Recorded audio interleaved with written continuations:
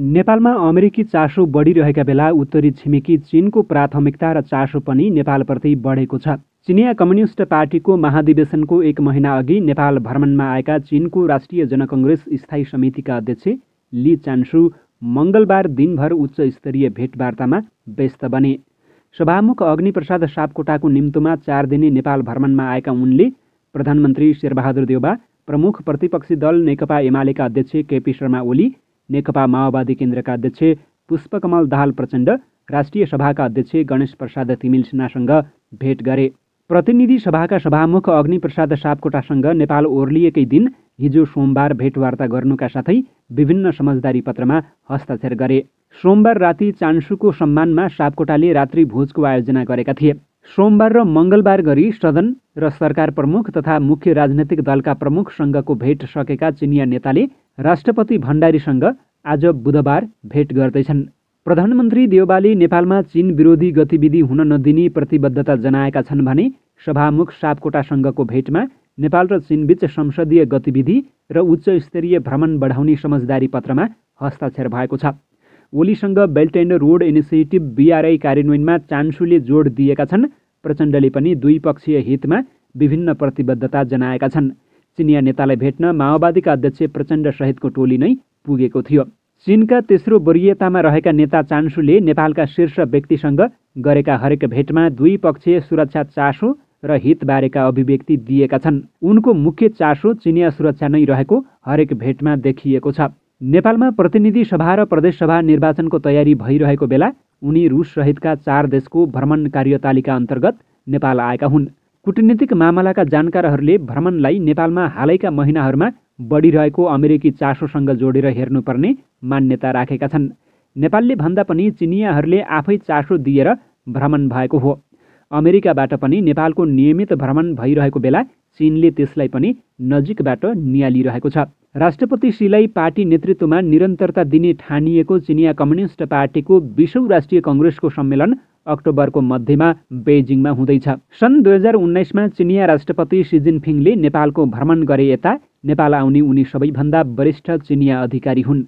मार्चको अन्त्यमा चिनिया विदेश मन्त्री वाङ यी र जुलाईको मध्यमा चिनिया कम्युनिस्ट पार्टीको अन्तर्राष्ट्रिय विभागका नवनियुक्त प्रमुख लिउ जियानचाओ नेपाल भ्रमणमा आएका थिए। अघिल्लो वर्ष झण्डै 50 करोड अमेरिकी डलर बराबरको अनुदान सम्झौता मिलेनियम च्यालेन्ज कर्पोरेसन MCCलाई नेपालको संसदले अनुमोदन गर्दा अमेरिकाले दबावमूलक कूटनीतिको प्रयोग गरेको भन्दै चीनले आलोचना गरेको थियो। स्टेट पार्टनरसिप कार्यक्रम SPP अर्थात् अमेरिकी सुरक्षा कार्यक्रमबाट अलग हुने नेपालको निर्णयलाई भने चीनले स्वागत गरेको थियो। नेपालमा बढ्दो अमेरिकी सक्रियतालाई चिनियाहरूले चासोपूर्वक लिएका छन्। MCC अनुदान अमेरिकी इन्डो प्यासिफिक रणनीतिको हिस्सा भनेर भनिएको प्रति चीन गम्भीर छ। तिब्बत मामलामा पनि अमेरिकी अडानहरू परिवर्तन हुने र नेपालको उत्तरी क्षेत्रमा पनि अमेरिकाको उपस्थिति बढ्दै गर्दा पनि चिनिया चासो बढेको हो। चान्सुको मुख्य चासो चीनको सुरक्षा स्वार्थको प्रवर्धन गर्नु रहेको देखिन्छ। भारतसँग नेपालको खुल्ला सिमाना रहेका कारण सुरक्षाको स्रोत र पार्न सक्ने असरबारे बुझ्न चिनिया प्रतिनिधि मण्डल नेपाल आएको पनि आंकलन रहेको छ। भू राजनैतिक चुनौती बढ्दा नेपालमा राजा वीरेन्द्रले शान्ति क्षेत्रको प्रस्ताव राखेका थिए। नेपालले एक चीन नीतिप्रति प्रतिबद्धता जनाएको भए पनि सुरक्षा संवेदनशीलतामा चीन चनाखो देखिन्छ। अघिल्लो महिना नेपाली परराष्ट्र मन्त्री डाक्टर नारायण खड्गाले चीनको औपचारिक भ्रमण गर्दा पनि सीमा सम्बन्धी संयन्त्रहरूलाई क्रियाशील बनाउने विषयमा छलफल भएको परराष्ट्र मन्त्रालयले जनाएको थियो।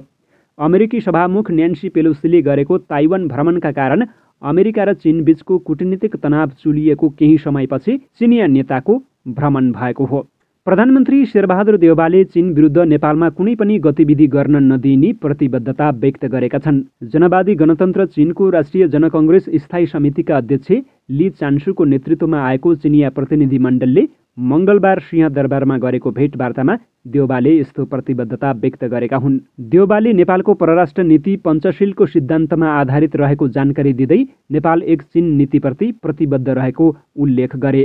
उनले भने चीनका विरुद्ध नेपाली भूमिमा कुनै पनि गतिविधि गर्न दिँदैनौँ। उनले नेपालको आर्थिक सामाजिक क्षेत्रमा विगत लामो समयदेखि चीनले गर्दै आएको सहयोगको प्रशंसा गरे।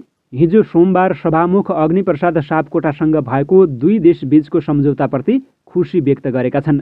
उक्त सम्झौताले 2 देशबीचको सम्बन्ध थप बलियो बनाउने देउबाको विश्वास रहेको छ। भेटवार्ताको क्रममा चीनको राष्ट्रिय जनकङ्ग्रेस स्थायी समितिका अध्यक्ष ली चान्सुले दुई देशबीच 6 दशकभन्दा लामो समयदेखि असल छिमेकीका रूपमा मैत्रीपूर्ण सम्बन्ध स्थापित हुँदै आएको बताएका छन्। उनले चीनमा हालै गएको भूकम्पमा नेपालले व्यक्त गरेको सहानुभूतिप्रति धन्यवाद दिएका थिए। अध्यक्ष चान्सुले सन् 1960 को दशकमा तत्कालीन प्रधानमन्त्री बीपी कोइराला र चिनिया नेतृत्वबीच भएको समझदारी भेटघाट र भ्रमणको स्मरण पनि गरेका थिए। उनले नेपालले आउँदो असोज 3 मा मनाउन लागेको नेपालको संविधान दिवसको पनि शुभकामना दिएका छन्। साथै नेपालको सार्वभौम सत्ता, भौगोलिक अखण्डता र राष्ट्रिय एकताको सन्दर्भमा चीन गम्भीर र सचेत रहेको अध्यक्ष चान्सुको भनाइरहेको छ। यस्तै परराष्ट्र मन्त्री डाक्टर नारायण खड्गासँगको भेटमा आपसी हित, नेपाल र चीनबीचको सम्बन्ध लगायतका विषयमा छलफल भएको छ। सोमबार नेपाल भ्रमणमा आएका अध्यक्ष लीले राष्ट्रिय सभाका अध्यक्ष गणेश प्रसाद तिमिल सिन्हा, नेकपा एमालेका अध्यक्ष केपी शर्मा ओली, नेकपा माओवादी केन्द्रका अध्यक्ष प्रचण्डसँग पनि भेटवार्ता गरेका थिए। नेकपा एमालेका अध्यक्ष ओलीसँगको भेटमा ली चान्सुले belt and road initiative BRI कार्यान्वयनमा जोड दिएका छन्। मङ्गलबार बिहान एमाले अध्यक्ष केपी शर्मा ओली सहितका नेताहरूलाई भेटेका थिए। संसद भवन बानेश्वरमा भएको भेटमा लीले चीनले उच्च स्तरीय भ्रमणमा नेपाललाई उच्च प्राथमिकतामा राखेको बताएका छन्। नेपालले लिएको एक चीन नीतिको प्रशंसा गरेका उनले दुई देशबीच भएको BRI लगायतका सहमति कार्यान्वयनमा जोड दिएका छन्। चिनिया नेता लीले स्वतन्त्र सार्वभौम मुलुकका रूपमा नेपालले स्वतन्त्र परराष्ट्र नीति लिने विश्वास व्यक्त गरेका छन्। भेटमा एमाले अध्यक्ष ओलीले पनि नेपाल एक चीन नीतिप्रति प्रतिबद्ध रहेको र नेपालको भूमि कसैका विरुद्ध प्रयोग हुन नदिने प्रतिबद्धता जनाएका छन्। BRI यातायात तथा पारवहन सम्झौता लगायतको कार्यान्वयनमा समेत आफूहरूको जोड रहेको ओलीको भनाइरहेको छ। माओवादी केन्द्रका अध्यक्ष प्रचण्डसँग संसद भवन नयाँ बानेश्वरमा भएको भेटमा द्विपक्षीय हित र चासोका विषयमा केन्द्रित छलफल भएको छ। अध्यक्ष प्रचण्डसँग माओवादीका वरिष्ठ उपाध्यक्ष नारायण काजी श्रेष्ठ, उपाध्यक्ष कृष्ण बहादुर महरा, महासचिव देव गुरुङ, उपमहासचिव पम्फा भूषाल लगायतका नेताहरू पनि सहभागी भएका थिए। राष्ट्रिय सभाका अध्यक्ष गणेश प्रसाद तिमिल सिन्हासँगको भेटमा दुई देशको संसदबीच थप सहकार्य प्रतिबद्धता भएको छ। सभामुख सापकोटा र चान्सु बीच द्विपक्षीय वार्ताका क्रममा नेपाल र चीनबीच संसदीय गतिविधि र उच्च स्तरीय भ्रमण बढाउने समझदारी पत्रमा हस्ताक्षर भएको छ। समझदारी पत्रमा आपसी विश्वास सुदृढ र विकासका लागि एकअर्काको स्वतन्त्रता, सार्वभौम सत्ता र भौगोलिक अखण्डताको सम्मान गर्न, एकअर्काको स्वतन्त्र रूपमा छनौट गरिएको सामाजिक प्रणाली र विकास पथको सम्मान गर्न तथा एकअर्काका मूल हित र महत्त्वपूर्ण सरोकारमा साथ दिन सहमत भएको उल्लेख रहेको छ।